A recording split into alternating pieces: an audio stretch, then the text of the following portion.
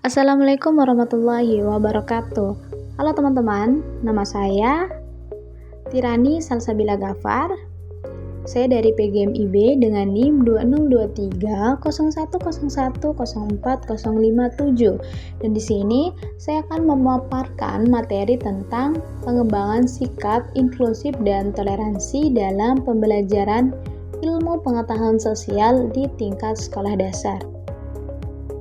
Jadi teman-teman, pendidikan ilmu pengetahuan sosial di jenjang sekolah dasar tidak hanya bertujuan untuk mengenalkan pengetahuan faktual tentang masyarakat, geografi, sejarah, atau bahkan tentang ekonomi, tetapi juga sebagai sarana strategis dalam membentuk sikap sosial peserta didik, terutama dalam mengembangkan sikap inklusif dan toleransi.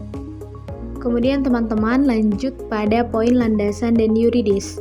Jadi perlu teman-teman ketahui bahwa nilai-nilai Pancasila menjadi fondasi utama nih dalam membangun karakter peserta didik. Pada sila kedua yang berbunyi kemanusiaan yang adil dan beradab. Kemudian pada sila ketiga tentang persatuan Indonesia, dia ini menjadi rujukan normatif untuk menanamkan sikap menerima perbedaan dan hidup rukun dalam kebinekaan. Kemudian seperti pada bunyi Undang-Undang Nomor 20 Tahun 2003 tentang Sistem Pendidikan Nasional menegaskan bahwa pendidikan nasional ini bertujuan untuk mengembangkan potensi peserta didik agar peserta didik ini menjadi manusia yang beriman, bertakwa, berakhlak mulia, sehat, berilmu, dan demokratis. Masuk pada poin yang kedua ya teman-teman, membahas tentang konsep dasar, sikap inklusif, dan toleransi. Jadi, sikap inklusif adalah kemampuan untuk menerima keberagaman dan menghargai perbedaan yang ada pada lingkungan sosial. Jadi, sikap ini mencerminkan kemampuan seseorang untuk memahami dan menghargai perbedaan, seperti budaya, ras, agama, dan jenis kelamin. Kemudian apa sih sikap toleransi itu?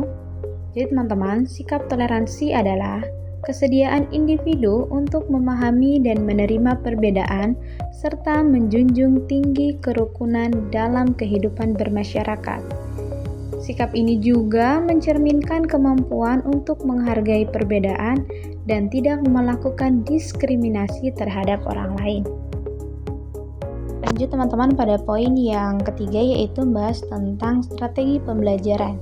Jadi teman-teman ini bisa menggunakan 3 strategi pembelajaran untuk melihat perkembangan dari sikap inklusif dan toleransi para peserta didik.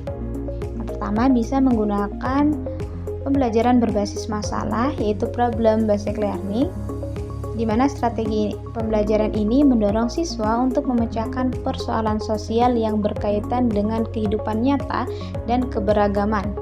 Kemudian yang kedua bisa menggunakan pembelajaran kooperatif atau cooperative learning.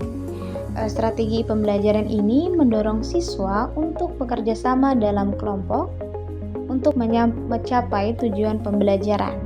Dan yang ketiga itu pembelajaran berbasis proyek atau project based learning, adalah strategi pembelajaran yang mendorong siswa untuk merancang dan mengerjakan proyek yang berkaitan dengan keberagaman dan kehidupan masyarakat multikultural. Jadi teman-teman ini bisa menggunakan 3 strategi itu untuk melihat perkembangan dari para peserta didik. Baik, bisa teman-teman lihat pada poin yang keempat juga ada pengintegrasian nilai-nilai inklusif dan toleransi. Jadi teman-teman, di sini itu ada beberapa cara untuk mengintegrasikan daripada nilai-nilai inklusif dan toleransi. Yang pertama, kita ini bisa menggunakan cara seperti menggunakan contoh-contoh nyata nih dalam kehidupan sehari-hari untuk mengilustrasikan nilai-nilai inklusif dan toleransi. Kemudian, cara yang kedua juga dapat menggunakan media dan sumber belajar yang relevan untuk mendukung pembelajaran nilai-nilai inklusif dan toleransi. Kemudian, cara yang terakhir ini kita juga dapat menggunakan pendekatan tematik dan kontekstual untuk mengintegrasikan nilai-nilai inklusif dan toleransi dalam pembelajaran IPS pada tingkat sekolah dasar. Dan itu teman-teman, saya mengutip cuma 3 cara pengintegrasian nilai-nilai inklusif dan toleransi. Nah, poin yang selanjutnya juga ini tentang evaluasi sikap inklusif dan toleransi. Jadi teman-teman, ada beberapa metode evaluasi yang dapat digunakan untuk menilai daripada kemampuan siswa dalam mengembangkan sikap inklusif dan toleransi. Yaitu yang pertama, kita ini bisa menggunakan observasi langsung di kelas. Yang kedua, menggunakan jurnal reflektif. Yang ketiga, penilaian diri atau self assessment, dan yang keempat ini kita dapat menggunakan metode rubik penilaian sikap sosial. Jadi teman-teman ini bisa menggunakan 4 metode yang saya jelaskan tadi untuk menilai daripada kemampuan siswa dalam mengembangkan sikap inklusif dan toleransi. Dan poin yang terakhir yaitu tentang studi kasus dan praktik baik. Jadi ada beberapa cara menggunakan studi kasus dan praktik baik untuk mengembangkan sikap inklusif dan toleransi dalam pembelajaran IPS. Yaitu yang pertama, menggunakan studi kasus nyata untuk mengilustrasikan nilai-nilai inklusif dan toleransi. Kemudian yang kedua, menggunakan praktik baik dalam pembelajaran IPS untuk mendukung pengembangan sikap inklusif dan toleransi. Dan yang ketiga itu menggunakan pendekatan diskusi kelompok untuk mengembangkan juga kemampuan siswa. Jadi teman-teman, ada 3 cara menggunakan studi kasus dan praktik baik untuk mengembangkan sikap inklusif dan toleransi dalam pembelajaran IPS pada tingkat sekolah dasar. Oke, baik teman-teman, mungkin hanya itu yang dapat saya paparkan.